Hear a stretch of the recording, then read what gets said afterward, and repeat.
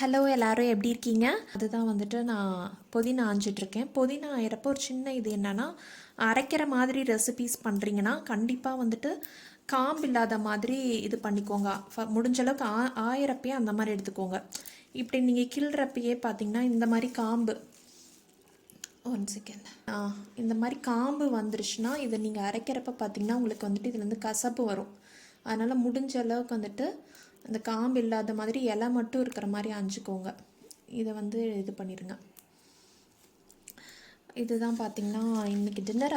அதுக்கப்புறம் வந்துட்டு புளிக்காய்ச்சல் ரெசிபி ஏற்கனவே போடுறேன்னு சொல்லியிருந்தேன். பட் வந்துட்டு அது காமிக்கலை. ஸோ வந்துட்டு அதையும் உங்களுக்கு ஷேர் பண்ணுறேன். இன்ட்ரெஸ்ட் இருந்துச்சுன்னா பாருங்கள். கீழேயே வந்துட்டு உங்களுக்கு இன்ட்ரெஸ்ட் இல்லாட்டி ஸ்கிப் பண்ணுறதுக்கான செகண்ட்ஸும் கொடுக்குறேன். ஸோ தட் உங்களுக்கு ஈஸியாக இருக்கும் ஸ்கிப் பண்ணுறதுக்கு. இதுதான் இன்றைக்கி பார்க்க போகிறோம். வாங்க நம்ம வீடியோ கிளப்பலாம்.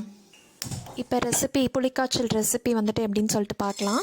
ஃபஸ்ட்டு கடாயில் வந்துட்டு நிலக்கடலை வறுத்துக்கலாம். புளிக்காய்ச்சல்னாலே நிலக்கடலை ரொம்ப இம்பார்ட்டண்ட். நல்ல கடலையாக வாங்கிட்டு அதை தோல் எடுக்கிறதுக்கு வந்துட்டு இந்த ஈஸி மெத்தட் நான் ஒரு இதில் பார்த்ததை ஷேர் பண்ணுறேன்.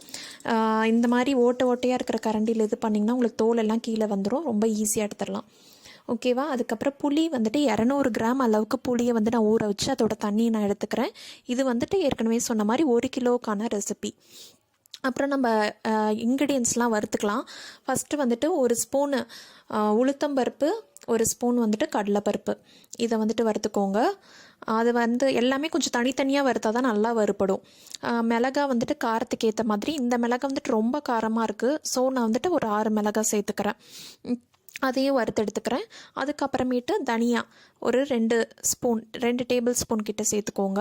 அதுவும் வறுத்துட்டு எடுத்துக்கிறேன். அதே மாதிரி எள்ளு வந்துட்டு 1 ஸ்பூன் சேர்த்துக்கோங்க.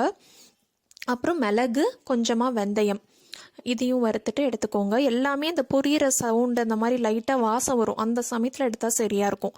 அப்புறம் கடைசியாக கடுகு போட்டு அதுவும் எடுத்துக்கிட்டேன். இதெல்லாம் தான் நம்ம வறுத்து எடுக்கிற இன்க்ரீடியன்ஸு. நெக்ஸ்ட்டு கடாயில் ஒரு 5 டேபிள் ஸ்பூன் அளவுக்கு வந்துட்டு நல்லெண்ணெய் சேர்த்துக்கிறேன். காஞ்சதும் 1 ஸ்பூன் கடுகு, 1 ஸ்பூன் உளுத்தம்பருப்பு, ஒரு 1/4 ஸ்பூன் வந்து வெந்தயம், அப்புறம் ஒரு 4-5 காஞ்ச மிளகாய், ஒரு 1/2 ஸ்பூன் வந்துட்டு பெருங்காயத்தூள், அப்புறமேட்டு கருவேப்பிலை. இதெல்லாம் தான் தாளிப்புக்கு. இது லைட்டாக வதங்கின பிறகு நம்ம இது வறுத்து எடுத்து வச்சுருந்த நிலக்கடலையை வந்துட்டு சேர்த்துக்கலாம்.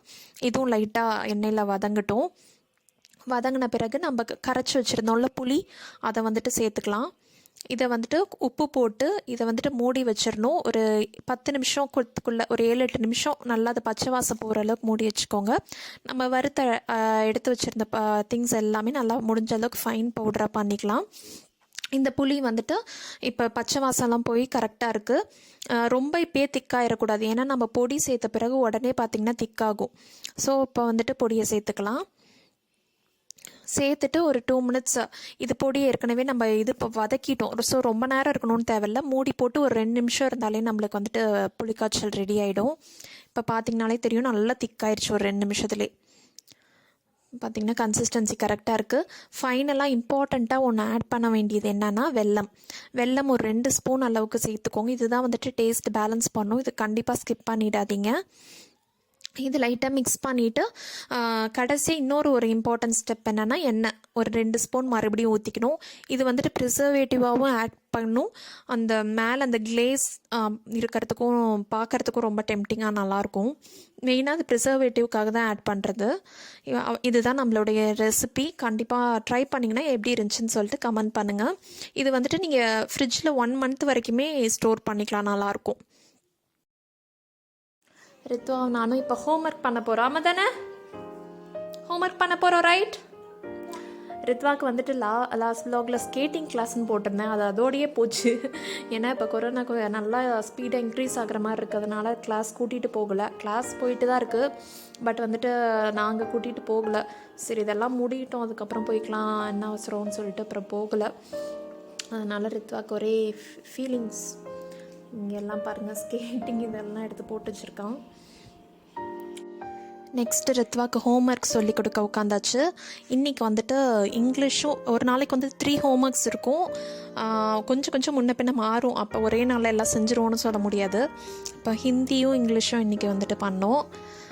ஓரளவுக்கு ஃபஸ்ட்டு ஸ்டார்டிங் ரொம்ப பிக்கப் பண்ணுறதுக்கு அவனுக்கு கஷ்டமாக இருந்துச்சு. பட் இப்போ கொஞ்சம் பரவாயில்ல, கொஞ்சமே ஈஸியாக பண்ணிடுறான். அப்புறம் வந்துட்டு நெக்ஸ்ட்டு ஸ்நாக் டைம் இன்றைக்கி வந்துட்டு நான் மாதுளம் பழம் தான் எடுத்துக்க போகிறேன். ஒவ்வொரு நாள் முடிஞ்ச அளவுக்கு ட்ரை பண்ணுவேன் ஃப்ரூட்ஸ் எடுத்துக்கிறதுக்கு ஈவினிங்காக.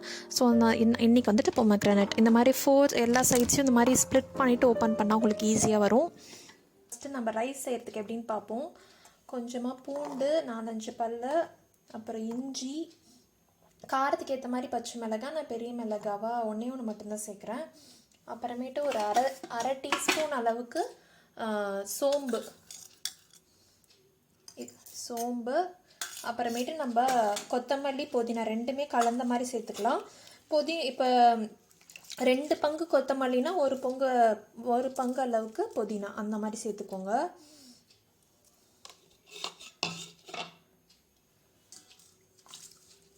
புதினா கொத்தமல்லி அதிகமாக இருக்கிற மாதிரி. இதெல்லாம் வந்துட்டு நல்லா முடிஞ்ச அளவுக்கு ஃபைனாக அரைச்சிட்டு வந்துட்டு நம்மளோட இது ரெடி. அவ்வளோதான், குயிக்காக பண்ணிடலாம். இதுதான் அது அரைக்கிறது தான் பேஸ்ட்டே. ரைஸ் வீடியோவும் நான் ஷூட் பண்ணியிருந்தேன், பட் டெலீட் ஆகிடுச்சு.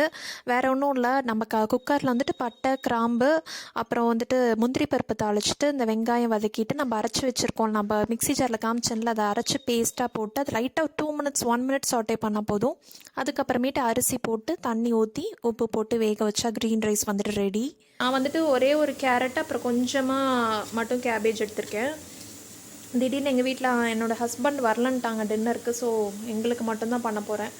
ரைஸ் ஆல்ரெடி வச்சாச்சு, பட் வந்துட்டு ரித்வா போதும்டா குட்டி, இப்போ நிறைய பண்ணிட்ட அப்புறம் எல்லாம் வேஸ்ட்டாக போயிடும். கட் தான் பண்ணணும் இனி, அதனால் எங்களுக்கு மட்டும்தான். ஸோ இதை கட் பண்ணி இங்கே தயிர் கொஞ்சம் எடுத்து வச்சுருக்கேன். இதில் தான் நம்ம மிக்ஸ் பண்ண போகிறோம். மாதிரி கட் பண்ணிக்கோங்க முடிஞ்ச அளவுக்கு. அப்புறமேட்டு உங்களுக்கு எந்த மாதிரி ஷேப்பில் வேணுமோ அப்படி கட் பண்ணிக்கோங்க. நான் வந்துட்டு இந்த மாதிரி கட் பண்ணிக்கிறேன். அதே மாதிரி கேபேஜ்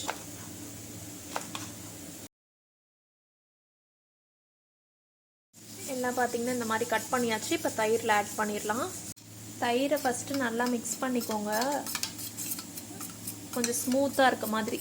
ஸ்பைசஸ் வேணுமோ, நான் வந்துட்டு பெப்பரும் சால்ட் மட்டும் போடுறேன். உங்களுக்கு எந்த ஸ்பைசஸ் பிடிக்குமோ அது ஆட் பண்ணிக்கோங்க.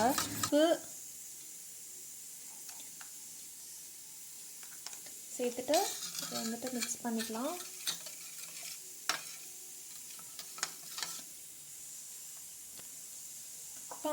Vegetable kind of salad ready. இது வந்துட்டு இந்த மாதிரி பிளெயின் ரைஸுக்கெலாம் நல்லாயிருக்கும். நான் கிச்சனுக்கு வந்துட்டு 6:45 தான் வந்துட்டு நம்ம குயிக்காக ஒரு 1/2 hour தான் ஆச்சு. நம்ம ரைஸும் பண்ணியாச்சு, குக்கரை ஆஃப் பண்ணிட்டேன், இதுவும் ரெடி பண்ணியாச்சு. இது ஒரு சிம்பிளான டேஸ்டான டின்னர். நீங்கள் ட்ரை பண்ணதில்லைன்னா ட்ரை பண்ணி பாருங்கள்.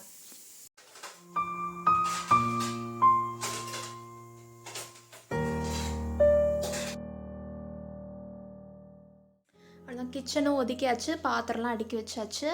மணி பார்த்திங்கன்னா 7:30. அவ்வளோதான், ஒர்க் எல்லாமே முடிஞ்சுது நைட்டு டின்னருக்கு. அப்புறமா தூங்க வச்சுட்டு சின்ன சின்ன ஒர்க்ஸ் தான், அந்த பால் காய வைக்கிறது, தயிர் பெற போடுறது, அதெல்லாம் தான். இப்போ வந்துட்டு குக்கர் விசிலும் அடங்கிடுச்சு. ஒரு 5 minutes கழிச்சு நாங்கள் டின்னர் சாப்பிட போகிறோம். வந்துட்டு குக்கரை ஓப்பன் பண்ண போகிறோம். ஓப்பன் பண்ணலாமா ரித்வா? இதே உளுந்துராதுரா, இங்கே பாருங்க எங்கே இருக்கான்னு. உட்காரு பண்ணலாமா? சூடா இருக்கு.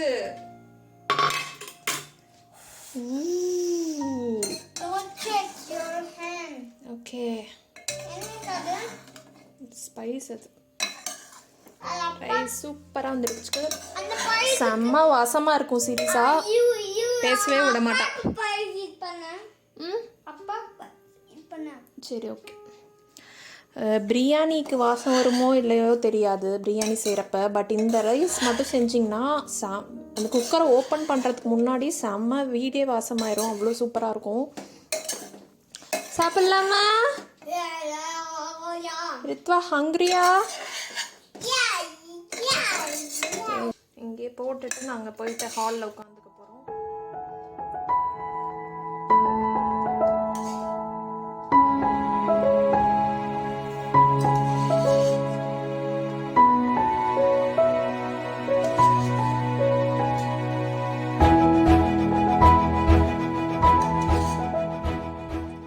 மட்டும்தான் இன்றைக்கி மிஸ் ஆயிடுச்சு. Okay, it's okay. சாப்பிட்டு கண்டினியூ பண்ணுறோம். இதுக்கு தூக்கம் வந்துருச்சு, தூங்க போகிறோம். இன்னும் சைலண்ட்டாக இருக்க? சரி, குட் நைட் சொல்லிடு சத்தமா. Good night. ஓகே, தூங்கலாமா? ரித்வாவை தூங்க வச்சுட்டு வந்துட்டு நெக்ஸ்ட்டு பால் குடிக்கிறதுக்கும் அப்புறம் வந்துட்டு தயிருக்கும் தனித்தனியாக காய்ச்சி வச்சிட்ருக்கேன். அப்புறம் எல்லா வேலையுமே முடிஞ்சுது. இது முடிச்சிட்டா அப்புறம் ஒரு 1 hour அப்படியே டிவி பார்த்துட்டு செல்லில் எதாவது பார்த்துட்டு ரெஸ்ட் எடுக்கிறது தான். இப்படி தான் எனக்கு ரொட்டீன் போகும். அவ்வளோதான். இனி கிச்சன் பக்கமே வர தேவையில்ல.